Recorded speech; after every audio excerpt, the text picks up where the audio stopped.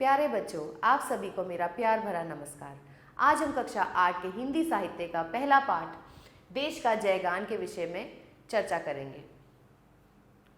यह एक बड़ी ही सुंदर कविता है जिसे श्री सुब्रमण्यम भारती जी ने लिखा है। देश प्रेम की भावना से ओतप्रोत ये कविता भारतवासियों को भारत का जयगान करने के लिए प्रेरित करती है। आइए देखते हैं इसमें कवि हमसे क्या कहना चाहते हैं। प्रस्तुत कविता के माध्यम से कवि ने बताया है कि हमें अपने देश का गुणगान करना चाहिए, जिससे हमारे दुख दूर हो सकेंगे। ऐसा देश जिसका मुकुट संसार का सर्वश्रेष्ठ पर्वत है और जिसके चरण सागर निरंतर धोता रहता हो, वहां के वासी दीन दुखी तो रह ही नहीं सकते। राष्ट्रीय गौरव गरिमा के भावों से ओतप्रोत यह कविता राष्ट्रीय चेतना जगाने में पूर्णतः संभव है। तो यह कविता देशवासियों के हृदय में देश प्रेम की भावना को जगाने का काम करती है। आइए देखते हैं इस कविता में आगे क्या है। हम करेंगे आज भारत देश का जयगान, द्वेष दुख का अंत होगा, अब न त्रास दुरंत होगा। अब आज फहरेगा हमारा एक विजय निशान, हम करेंगे आज भारत देश का जयगान, यश का गान। प्रस्तुत काव्य पंक्तियों में कवि सुब्रमण्यम भारती जी भारतवासियों को भारत देश के प्रति अपने मन में प्रेम उजागर करने की प्रेरणा देते हैं। वे उनसे अपने देशवासियों से कहना चाहते हैं कि हमें अपने देश का गुणगान करना चाहिए, हमें अपने देश का जयगान करना चाहिए, क्योंकि अगर हम ऐसा करते हैं तो ही हमारे दुखों का, हमारे कष्टों का और जितनी भी त्रासदियां हैं उन सभी का अंत हो सकेगा। आज फहराएगा हमारा एक विजय निशान। जब हम ऐसा करेंगे तो देश के हर कोने में हमारी विजय पताका यानी हमारे देश का गौरव, हमारे देश की शान, हमारा प्यारा तिरंगा झंडा फहराया जा सकेगा। यही करेगा हमारे देश का जयगान। रजत श्रृंग तुषार शेखर तुंग यह हिमवार गिरिवर, हम यहाँ निद्वंद होकर बनेंगे गतिवान, हम करेंगे आज भारत देश का जयगान, यश का गान। तो प्रस्तुत पंक्तियों में बड़ी ही प्यारी पंक्तियां हैं जिसमें कवि भारतवासियों को भारत देश के गुणगान करने के बारे में बताना चाहते हैं। वे बताना चाहते हैं कि भारत भूमि जो हमारी जन्मभूमि है वह कितनी महान है, उसकी क्या महिमा है। कवि इन पंक्तियों में हमसे कहना चाहते हैं कि भारत के उत्तर दिशा में एक विशाल पर्वत हिमालय पर्वत है। यह पर्वत प्रहरी की तरह हमारी रक्षा करता है। इसकी जो चोटियां हैं वो सफ़ेद बर्फ से ढकी रहती हैं। ऊंची ऊंची चोटियां सदैव सफ़ेद बर्फ से ढकी रहती हैं, जो चांदी के समान सुंदर और चमकीली प्रतीत होती हैं। तुषार शेखर मतलब बर्फ का घर, तो हिमालय पर्वत क्या है? बर्फ का घर है, सदैव बर्फ से ढका रहता है। बर्फ से ढका रहने के कारण इसकी जो बर्फ है वो सुंदर और चमकीली प्रतीत होती है।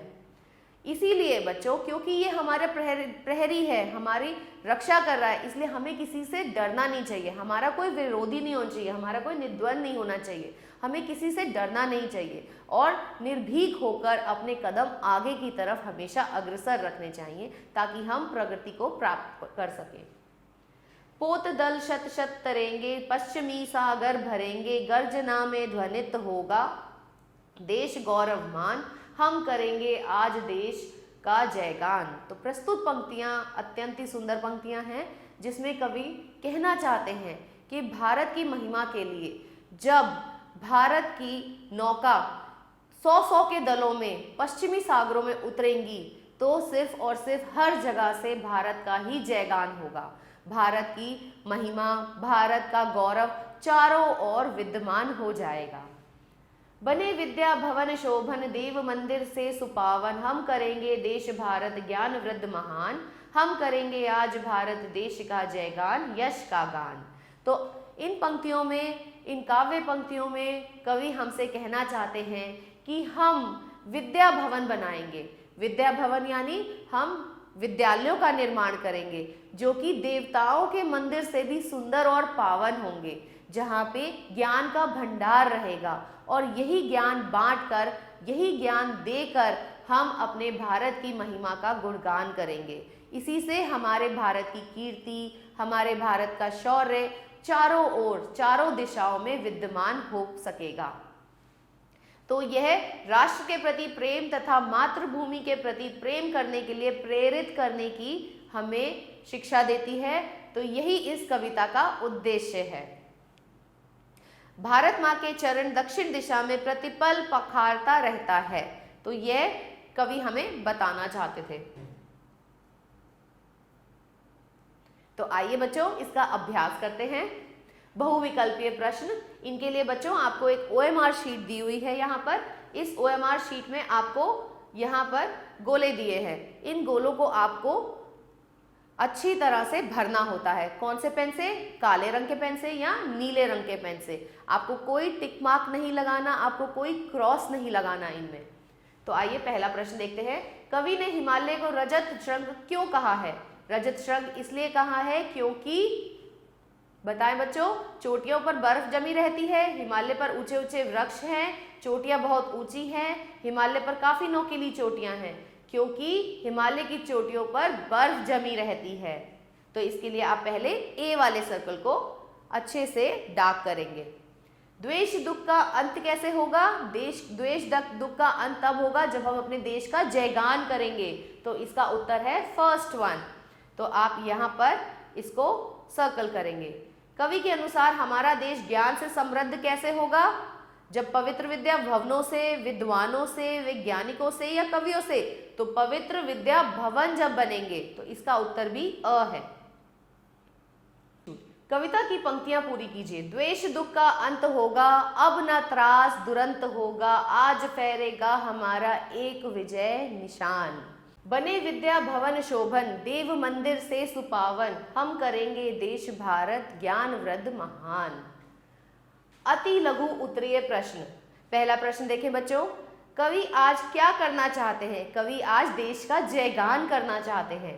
द्वेष दुख से कवि का क्या आश्रय है?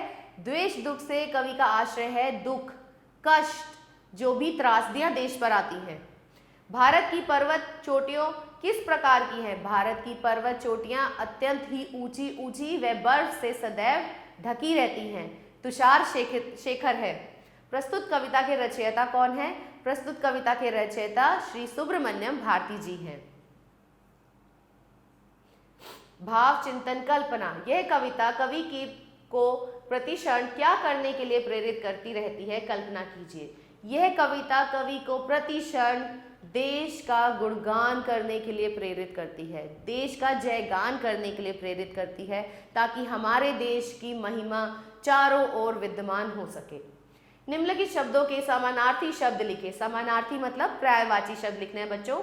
वसुंधरा, वसुंधरा का पर्यायवाची आप धरा लिख सकते हैं, धरती, भूमि, कुछ भी लिख सकते हैं।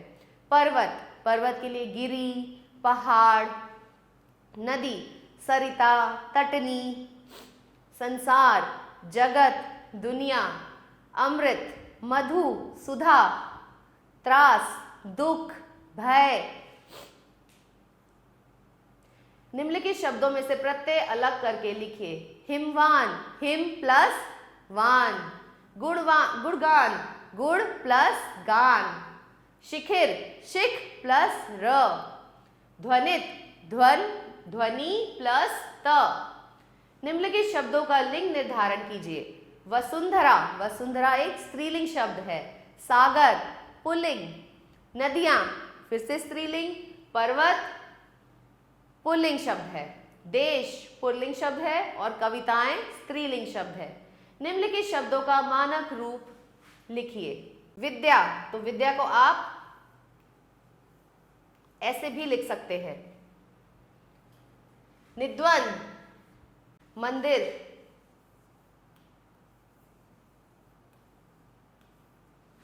द्वेष,